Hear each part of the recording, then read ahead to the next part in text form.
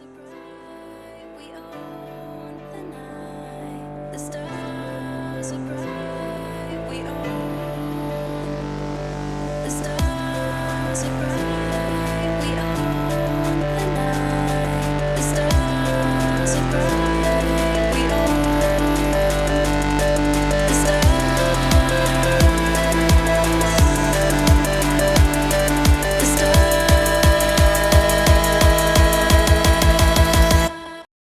Yes.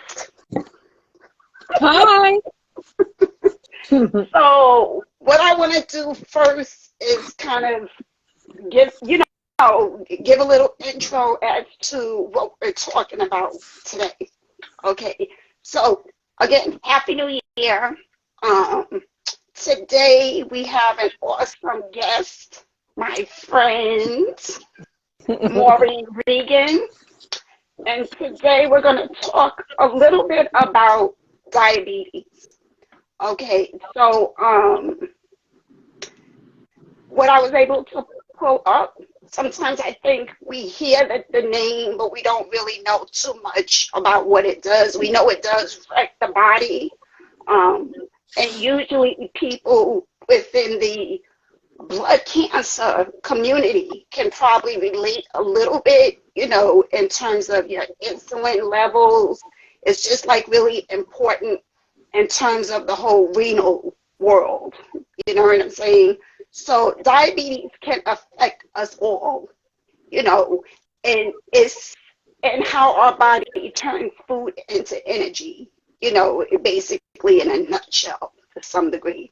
So diabetes can be a very long and lasting chronic condition, health condition that comes to play when the body doesn't make enough insulin or cannot use it well as it should. So again, as I said, we know that renal insufficiencies are common problems within multiple myeloma or other blood-related diseases. And those with multiple myeloma, that could be an issue. Hopefully if your doctors are on it, they try to do things to try to focus and pay attention in that particular area. So without further ado, let me give a little bio. First, how was your day, Maureen? It was very stressful. So if I was to prick my finger and check my sugar level right now, it would be out the roof because stress is a big factor, right? So I'm taking a deep breath and I'm going to just have a nice conversation and bring my sugar levels down. Exactly. Very good. Breathe. Okay, maybe I'll do an episode with a yoga. We Yes. could do like a whole yoga thing. You know what I'm Very, saying? very, very important. I totally get it. So let me give everyone a little bio on you. Maureen Regan is the president of Green Urban Garden, which is a 501c3 that promotes social and environmental solutions through urban agriculture and therapeutic gardening. Along with the great efforts she's made within her community, she is also someone who knows plenty when we speak about sustainable clothing before it was even a current trend. That's like a whole other conversation. You know what I'm saying? So Maureen is a former fashion executive who has worked with many major brands and product development and sourcing and as a sourcing pro. Today we speak with her and learn more about her journey in the diabetes community while incorporating horticulture therapy within her advocacy. So again, thank you, my friend, my sister, guys, my former boss many moons ago. Okay. We can write a book together. Maybe we should do an episode on when you were hired. Oh my God, no. They don't want to see that. I was such a little teach. I think I was. And then being in the industry, you kind of just glue some balls about you, and I got kind of, a little tough. Yeah, it Definitely, works. If you want it to works, break, I guess. if you, as a woman, if you want to break the glass ceiling, you have to be tough, right? You do. And you sure were tough. I was, and I'm a trip now though. Yes. I think I was like more baby-ish then, like still learning. But now it's kind of like, don't play with me. Yeah. So let's have this conversation this evening. Again, we're talking about diabetes. So I want you to tell us a little bit about your story and how you were diagnosed. So, like you mentioned in the intro, that I was a fashion executive, and that in itself is a very, very stressful career. So it entails long hours, lots of travel, little sleep, and your natural time clock is totally off, right? Because you could be working until 3, 4 in the morning, get back up at whatever time, go to work. So it's never any um, normalcy in the career. So saying that, it totally disrupts your routine, right? Like, so you don't have regular hours for eating, sleeping, or anything that would help your body recover every day, right? So you're under total stress all the time. So you're always reacting. So you're going to work, you're rushing to get to the office because you have to be there on your desk. So what do you do in terms of food? You just run to the shop and you get a giant muffin, right? Or whatever it is, and everything is giant. And I have to show you, this is a New York City bagel, right? It's giant, right? One of these you probably should eat 4 times. So it starts with food, right? Because of the career you have, you never have the time to eat. You never have to cook. You never have the time to cook or prepare the meals. And unless you're pretty much educated about nutrition, you assume that if you drink something like orange juice, it's healthy, right? But as the career goes on, my body starts to break down, right? So it started, the first signs were that my eyesight, right? Like I couldn't, like, my career was where I could look at a garment and tell you if it's off somewhere by an eighth of an inch, if it's not properly fitted. And I noticed that that was my biggest talent. I start to notice that I can't see as well. Like I start to have problems with vision. And so when I went to the doctor, um, he did something very interesting. He looked on the back of my neck and there was a discoloration. And he said to me, "You're pre-diabetic, right? You're showing signs of being pre-diabetic." And he was like, "Well, you have to start taking care of yourself." Well, of course I didn't, because I have no idea what that meant. I had no idea what diabetes meant. It wasn't cancer. It wasn't like they're going to take off a limb. So diabetes to me was like, oh, okay, diabetes, right? So I never paid attention. I continued the lifestyle. I continued to eat probably almost every night takeout.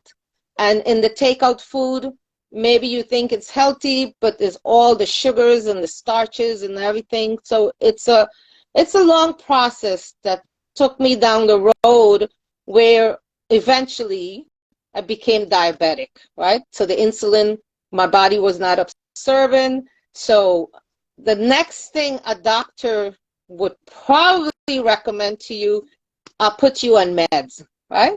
Right. You're diabetic, you have to go on meds. So it started with one diabetic pill, and that led to so many other issues: high blood pressure, cholesterol, um, immune system deficiencies, and it just constantly before I know it, I was like on 8 different types of meds.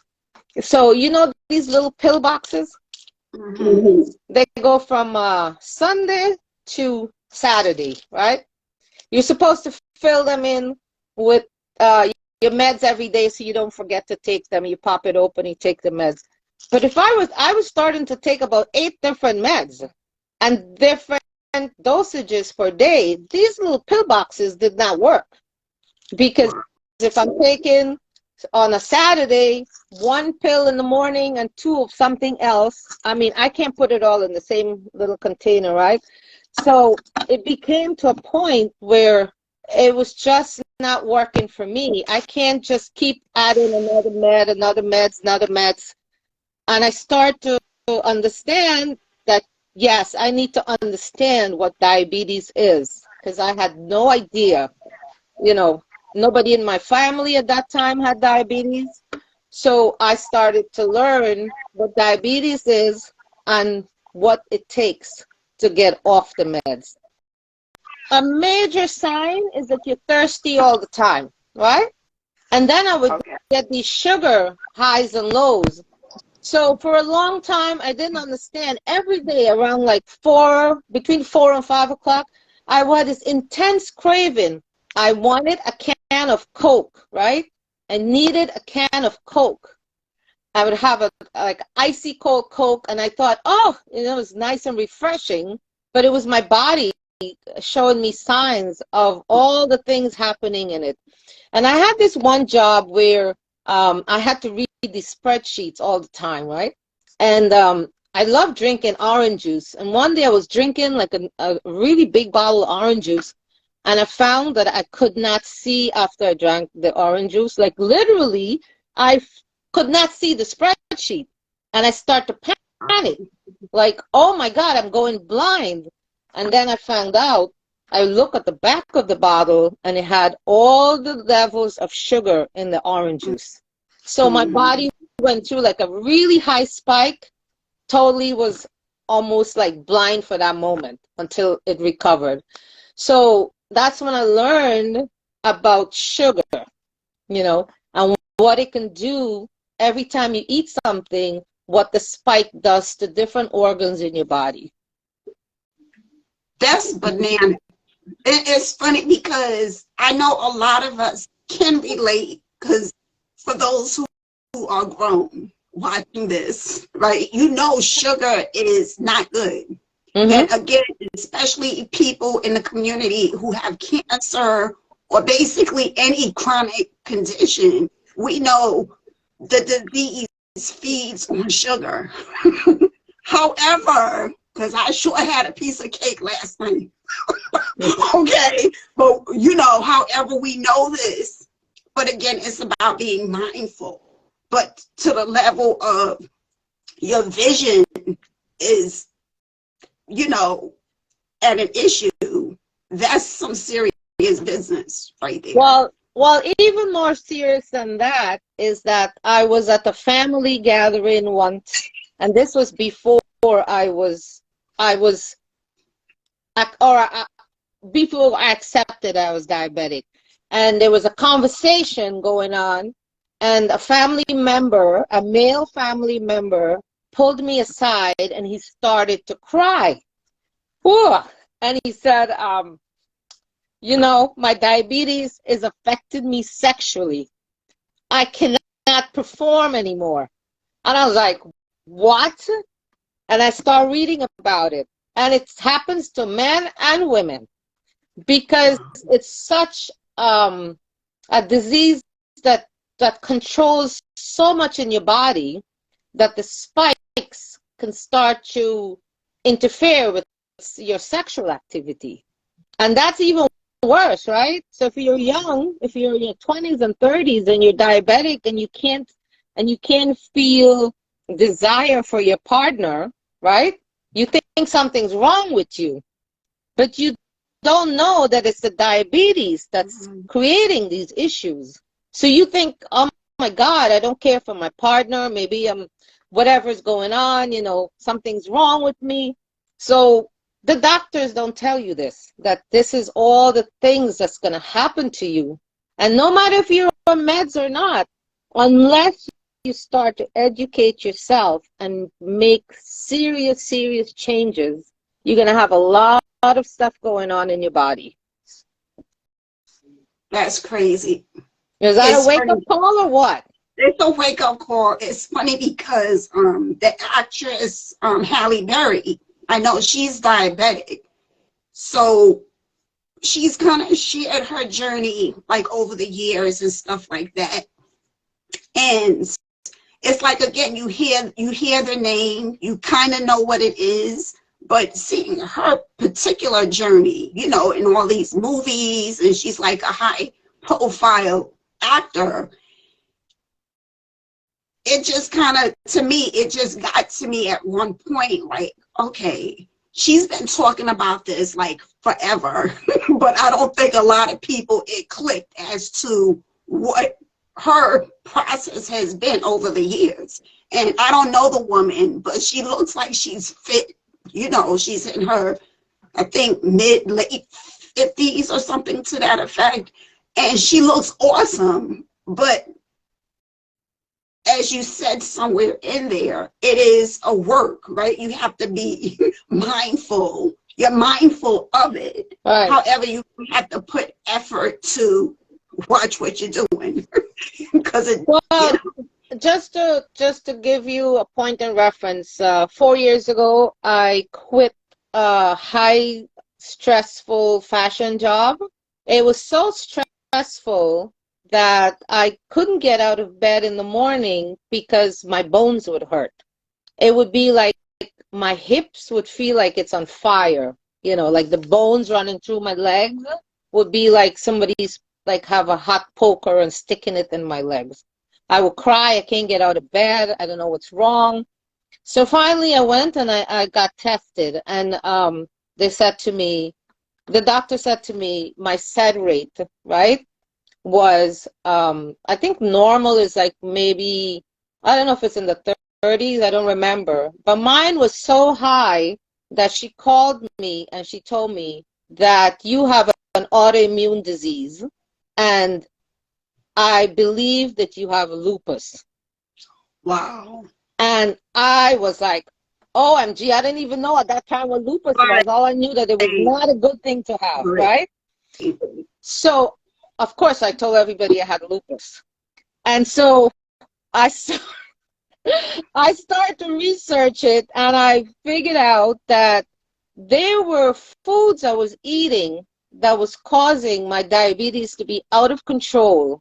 And I was getting such spikes and such, I was not really paying attention to my nutritional intake, right?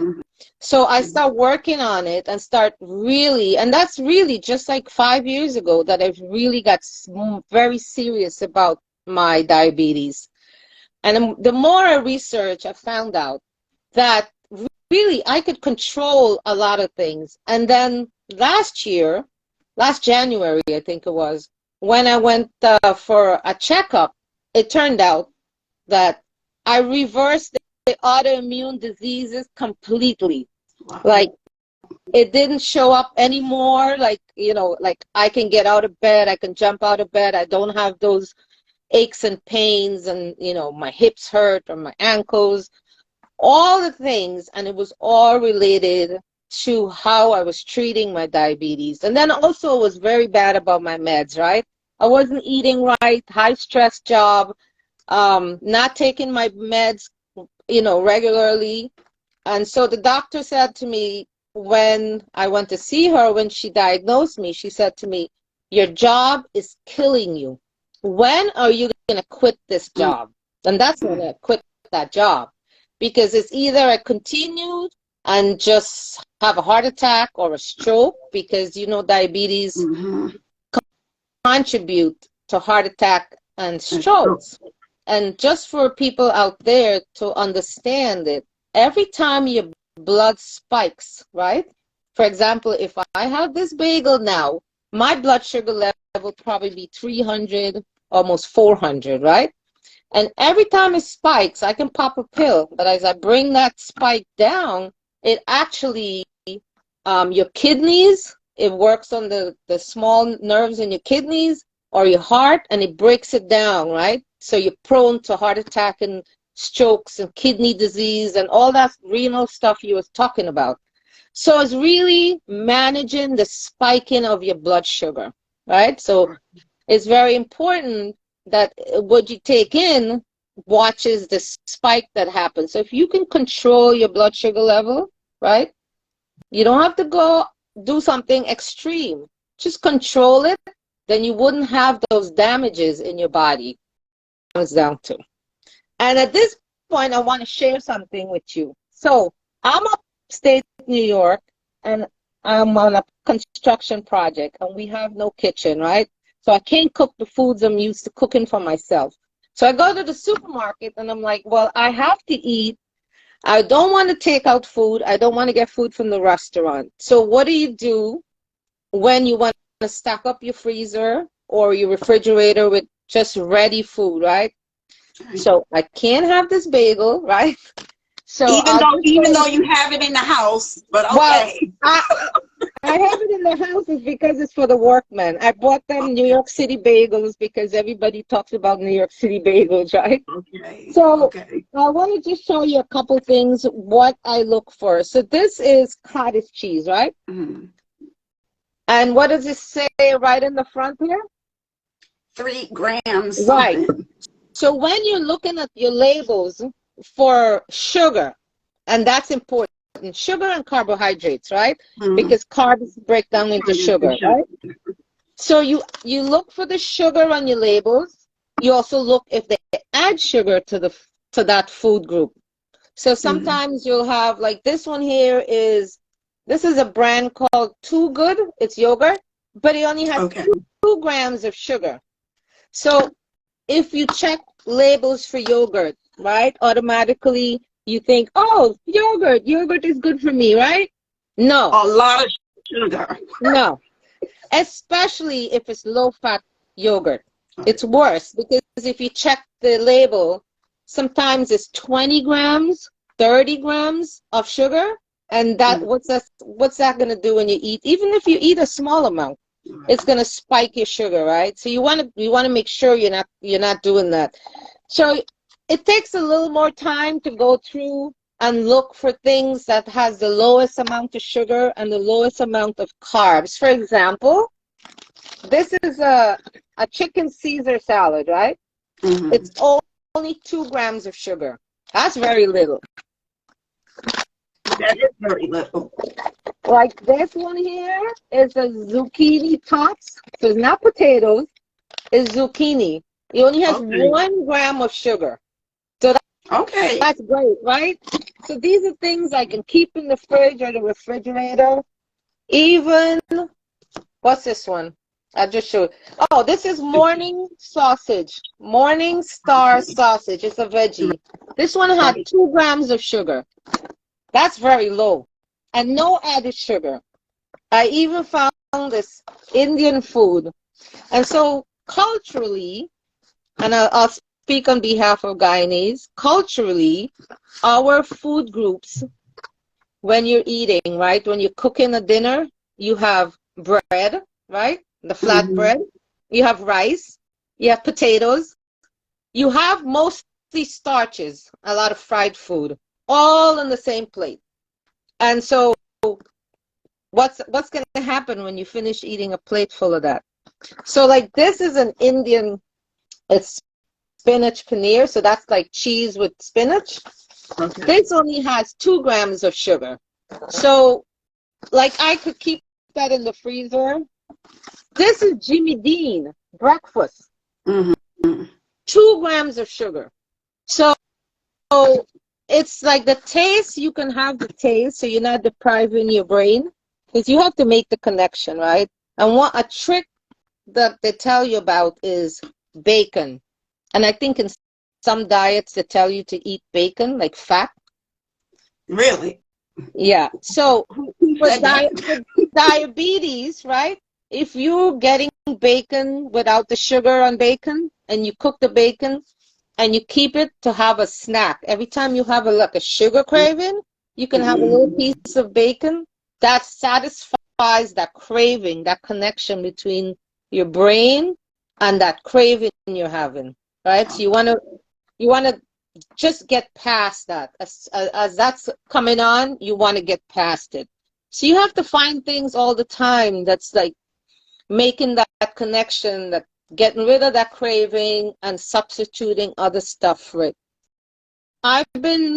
So I came back from Guyana last year, and the doctor asked me to lose 40 pounds because in most cases, diabetes has to do with being overweight, right? The less weight you have is more you can control your diabetes. So I lost like 24 pounds, and I went from a 13 A1C, which tells you how high your blood sugar index is, and you can take it over a 3-month period, to a 6.5, which is almost normal, right? That's great.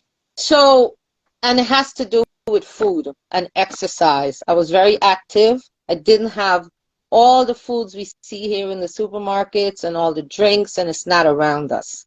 So it's very, very difficult. It's not easy to say, oh, I can do this. It's not easy. It's every day. It's like you got to work on it, you know. It's funny because that's what I was going to ask. How difficult has it been to, like, this is like a whole lifestyle change.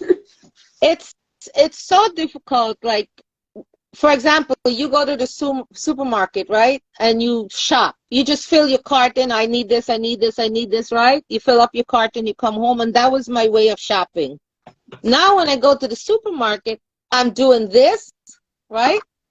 And I'm saying, well, if I can't have this bagel and I want the taste, I want that taste to get over that craving, what else can I have that will give me that taste without that's going to give me the sugar spike? So then I look for gluten-free breads or things that I can make that's gluten-free, that's not going to cause that spike, you know. And so during my research, you know, and when my father was diagnosed in his 70s with diabetes, and I'll tell you why it's so difficult. We used to tell him, especially me, like, why you can't eat just vegetables and like fish and meat alone, right? But when I started to look at my diet, I just couldn't eat that stuff. Right. Because you're getting these cravings, right? You want a piece of bread, or you want something that you know is going to cause this blood spike. So it's very difficult, especially if you have a partner who's not diabetic. Right. So it is. So let me ask you. Okay, so you've done a lot of research and, you know, really studying and understanding your disease. Have you worked with like a registered dietitian? Or are these all things that you figure what works well for you? Well, in November, I went to my primary care doctor, right? And I said to her, you know, I have never been to an endocrinologist, and that's a specialist for diabetes, right? And she said, really? Like, how come? You've been diabetic all, you know, for 15 years or 20 years. And I said, I don't know. I just never went to one. So she recommended someone, and I went to see this endocrinologist, right? And so maybe it's post-COVID, I don't know. But she sat in the room with me. I am sitting on the bed or whatever, the chair that patients sit in. And she's at the computer across the room from me. And she's telling me, like, okay, I don't know why you're struggling with your diabetes, that maybe your meds need to be changed, right?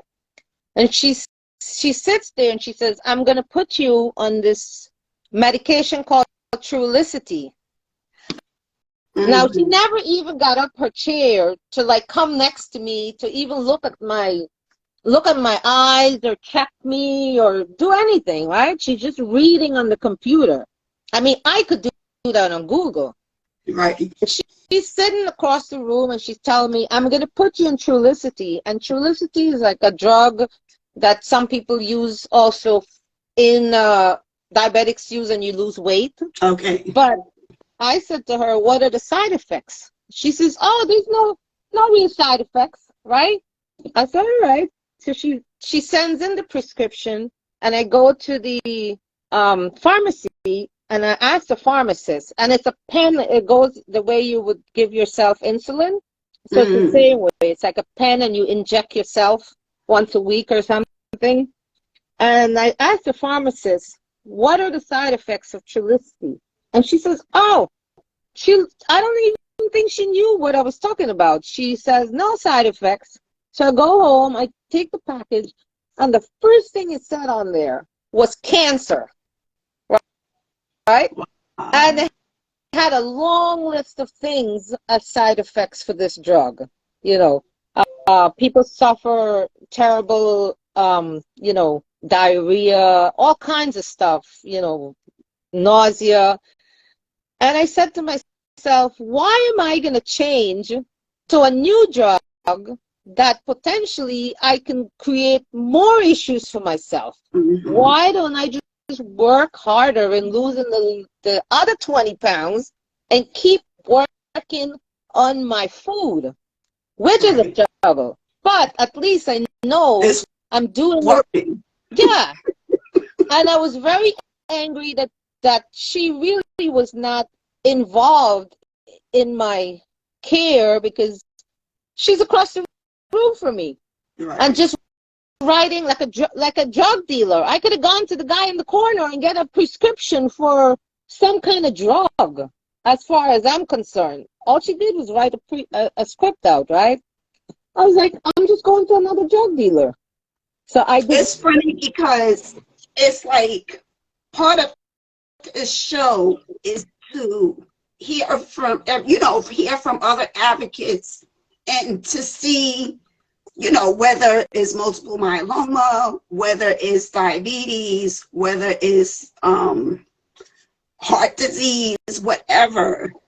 The journey comes back to the same thing. It's so important to be your own self-advocate. So in your case, though the doctors and the professionals are there to kind of steer you, sometimes we as the patients, we have to do a little work as well. Sometimes you can't follow the script, if you will. Like you gotta follow some of it, but if it's not sounding right, or if you know you can do X, Y versus Z, D, then why not do that? You know what I'm saying? So it's interesting. What are two things that you wish people knew about your condition? That when you're young, pay attention to your lifestyle. Like diet is very important, stress is very important, that you have to have a more holistic approach to your life.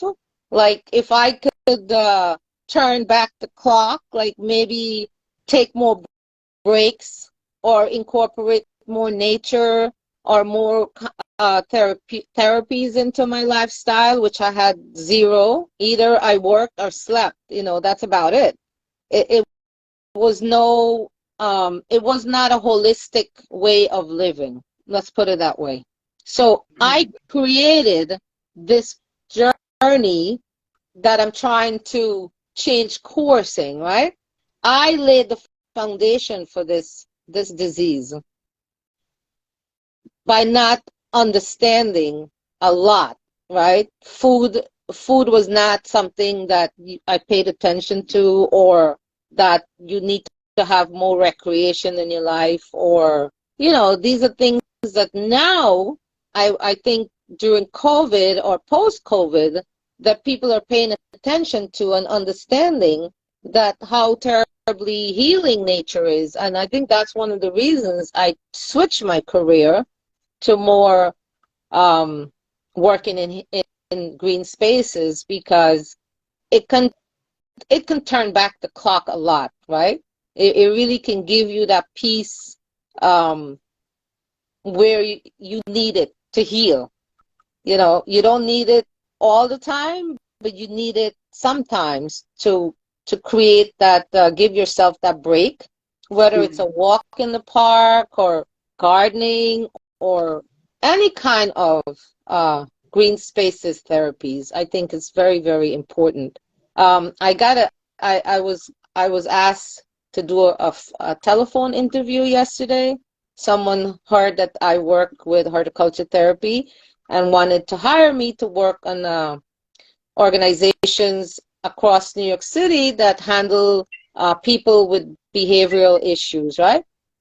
And uh, and so while talking to the interviewer, he said to me that as a whole in mental health, they have bypassed this whole part of our lifestyle, right? Because they're treating mental health with meds and not understanding every person is different and different therapies can work. So want my they want me to consult with them on how to address behavioral issues using garden therapies. So some of those things I had missed before that I try very hard to incorporate almost every day in my life with the food, you know, with being active, uh, keep the stress down, try to get less anger in your life because, you know, many jobs out there can leave you very angry. Well, that's why a lot of people are Yeah. quitting or quitting or something. And you know, a lot of frustration leads you to eating and eating the wrong things, right? Things that really not healthy. Like I agree to everything that you say. I think I can't say unfortunately because everyone is so different, and maybe there are a batch of younger people who do think ahead in terms of the stress level, their mental health, their diet, getting that exercise. But I think there's still a good majority of people, unfortunately, who live life. And they live life, and not everybody ends up in a bubble of something happening. Maybe 60% of the issue is how you treat your body before you get to your 50s. The other parts of what happens to your body is when you hit menopause, right? And menopause is not something that a doctor talks to you about, right? Nobody talks to you about it. Not your parents, not your family, not your doctor. And menopause, when I start researching about menopause, right, I found out that many women develop diabetes during menopause because of all the changes that happen in your body. And more women should read and research diabetes and the relationship to menopause and what other issues happen. High blood pressure is a definite that many women suffers during menopause. And you know, like when I was in my 30s, right, I had a very good girlfriend that I grew up with, and it was so funny. She lived out in California, and she said to me, she called me Mo. She said, Mo, did you know that you get gray down there? I'm like, gray down where? And she,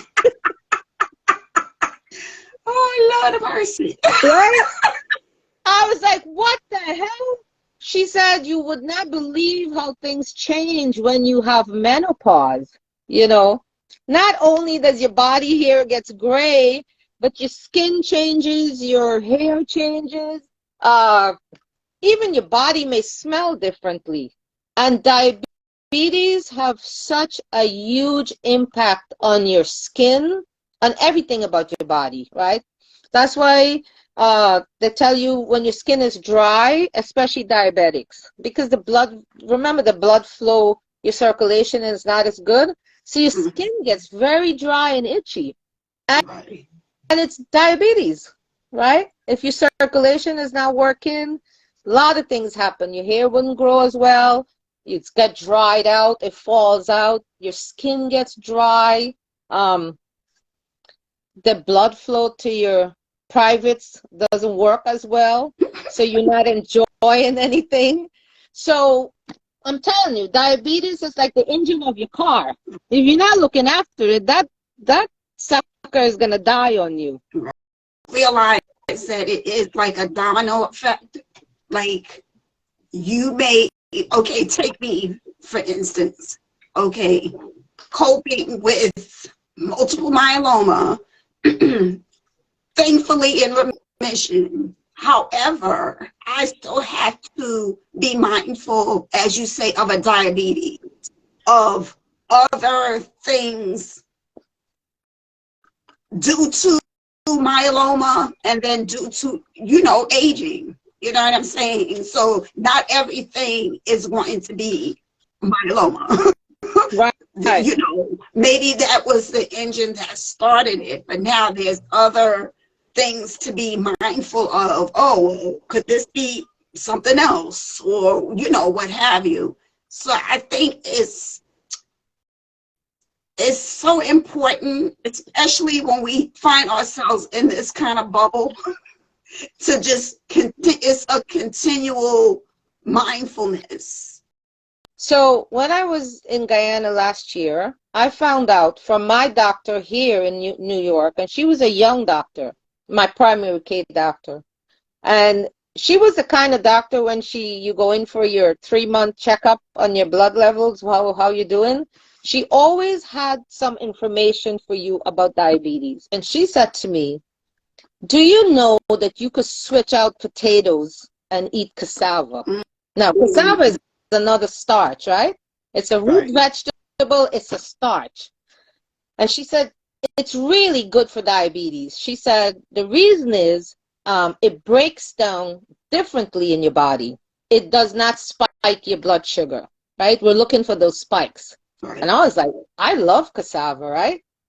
So she said it's more expensive, but you can buy cassava chips, you can buy all kinds of stuff with cassava flour, all these things with cassava. So I went to Guyana and I said to my dad, he grows cassava. I was like, why aren't you eating more cassava? I said, well, maybe I can find cassava flour. This is a country that produces this vegetable. Cannot find cassava flour any shops, right? Guyana? No, could not find rice flour, right? So here's your gluten-free, no rice flour, no coconut flour. There's a country that exports coconut, right? So living in a bubble is like, the Guyanese community is prone to diabetes. So many seniors, they have amputated legs, amputated toes, they're diabetic, they're on insulin. I mean, it's a sad situation, right?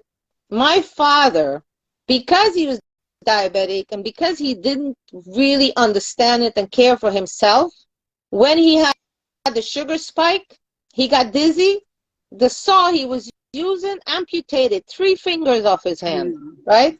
He's had so many accidents, fell down the set of stairs, broke his arm. So many accidents is because you get these spikes and you get all these things happen to you. But here's a country that has a tremendous amount. Diabetes is a chronic disease there, but they don't have the foods for the people if they want it. So the Guyanese diet continues. So you're eating, they have this dish called chow mein, which is noodles, right? So you're having, let's say you're having a party and you're inviting everyone to come to your party. Here's what it looks, and you're married to a Guyanese, so right? So you're having the roti, you're having the rice, you're having the chow mein, you're having the pulauri, you're having the bara. All that is the same thing. It's all carbs. And I could go on. Everything is breaded, it's fried, right? If there's vegetables there, it's very little vegetables in the chow mein, right? Maybe you'll find 1 or 2 pieces of beans or something. But if you look at the food that they serve all the time, and that's very, very popular. And trust me, you crave for it because that's all you know, right? Right. It's popular and you want to eat it, but they're not understanding that they're people. There's no change in the diet. There's no offering, right? So I went looking for cassava flour, nothing. Rice flour, no. Coconut flour, no. And this is a country that produces these things. Here you could find them because people are getting more educated, right? You don't get the spikes with certain flours or grains that you're eating.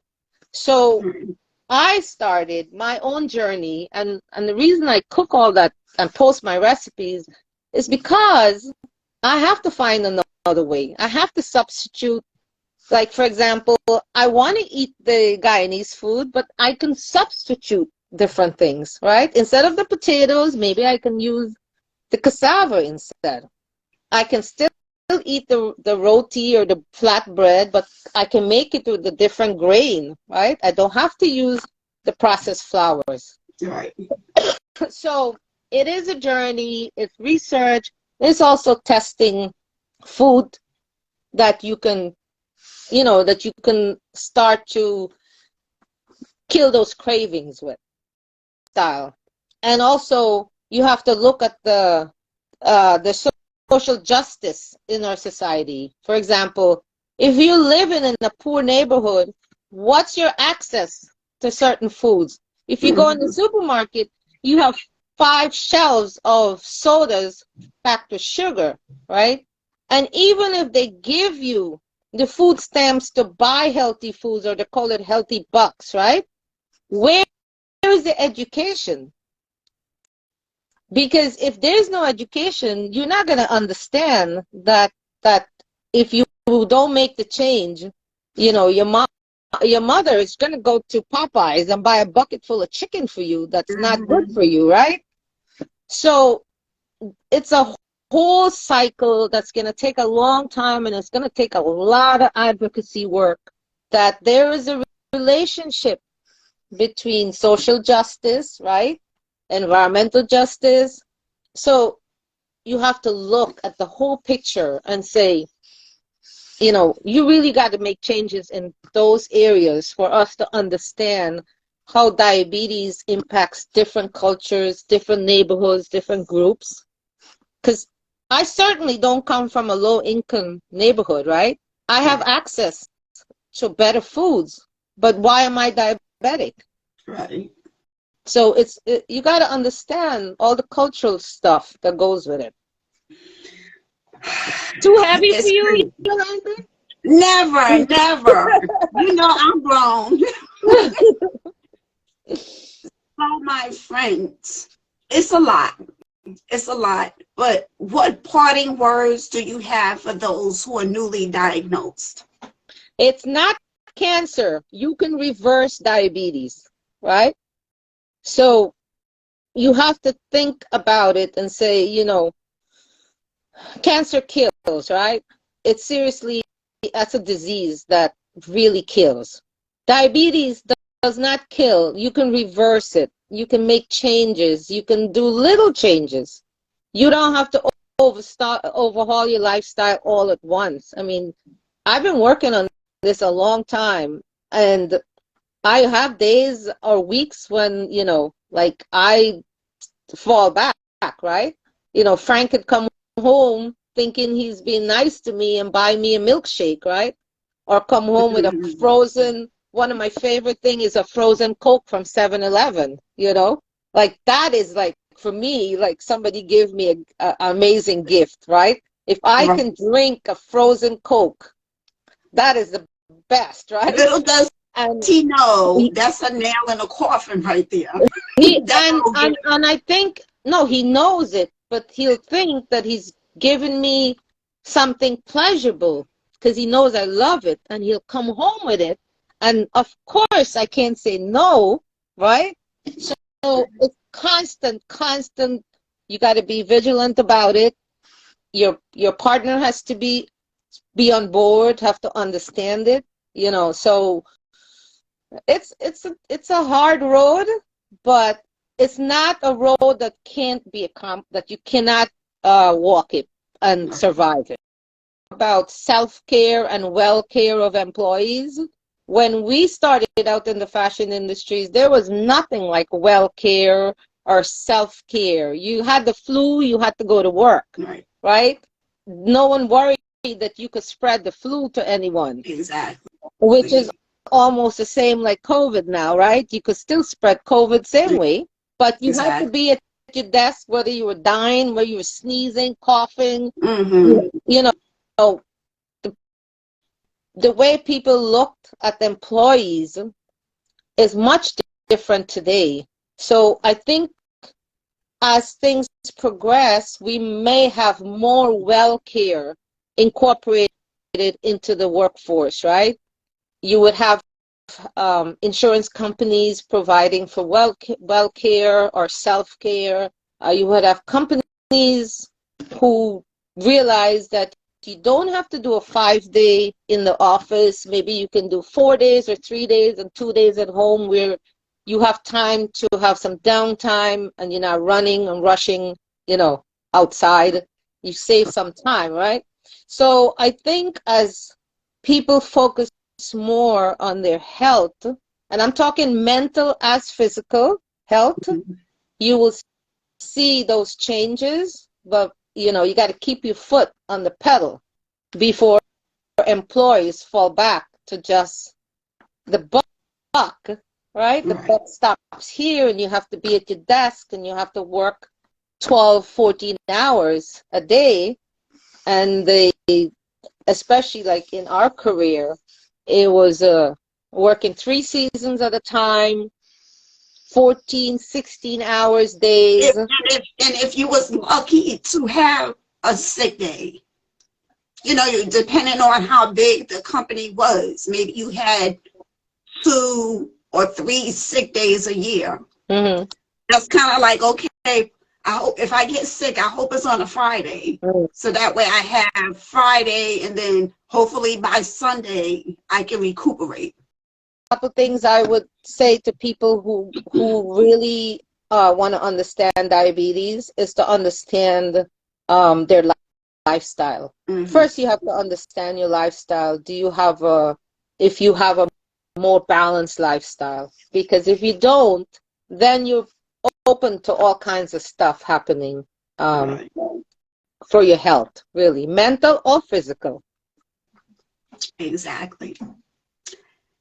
So, my friends, where can people follow you or learn more about Green Earth Gardens? Well, of course, my Instagram is Green Earth Urban Gardens, because we're in the city.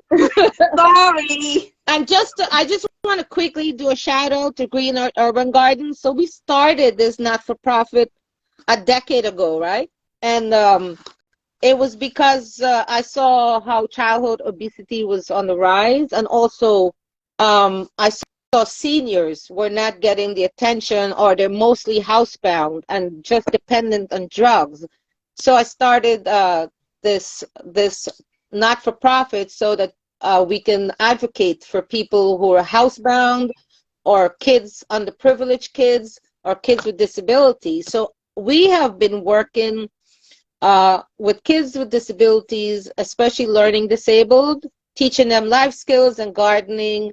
I think since 2015, and I still teach every Monday as a volunteer. I teach high school kids, and so that they can have a place to learn a skill, but also if they're on the autism spectrum, and a garden is a place where they feel safe. And feeling safe is a very important thing in everyone's life, right? If you feel safe in your space, then you thrive, right? Because healing process starts when you feel safe. And so I teach them gardening. I teach them to be more independent, especially for kids with low functioning. Their parents they don't know what they'll be doing when they finish schooling, right? So this not-for-profit was started for that. And then we became beekeepers so that we can fund our own projects, because writing grants and trying to get government funding, it ain't easy, right? It's not. So we raise bees and we produce honey and we sell it to promote these projects, or to pay for these projects that we do around the city. So What's that's your what, website? and so people can find me on, www.greenurbanGardens.org, or on Instagram. But then also my personal page, Facebook, Maureen Regan, you can find me always cooking something that's diabetic related, right? I'm always cooking meals, and that's the latest thing that we've incorporated into our lives, is that I would cook enough meals to last maybe 2 or 3 days. So it's packed up in lunch, like lunch kits. Every day there's lunch and dinners in different boxes.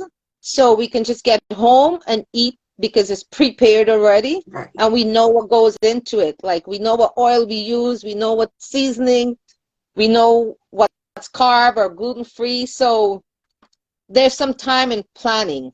And one of the things this guy said to me yesterday in the interview that I never thought about again before. He said to me that in teaching people with behavioral issues, he believes gardening can teach them something worthwhile, because in gardening you have to plan, right? You have to plan when to plant the seeds, when to transplant them, when to put them in the ground, when to reap. So you have a calendar, and so you're planning. So by teaching gardening and you're learning to plan, then you can plan other stuff in your life. Plan, That's a good. right? I never made the connection before.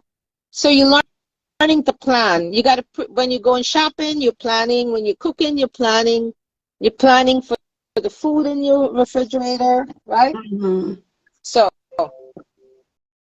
Thank you all for who popped in. I see we had a little interaction going on, so I appreciate that. Again, replays are on YouTube. So follow me. You can go into the bio and just click. All it is, guys, is to click a button, subscribe. But for some reason, yeah. thank you so much, Yolanda. And I hope that you've learned, and also your audience have learned some valuable stuff about diabetes, that it's not just something that maybe a relative have or somebody else you know. It can probably happen to anyone because of lifestyle. Exactly. Okay. And I appreciate the time with you. Again, the replays, they'll be up in a few days and all of that. Check the bio if you missed the beginning of what we were talking about. And see you soon. See you next month. Shout out to Eli. I see Eli watching.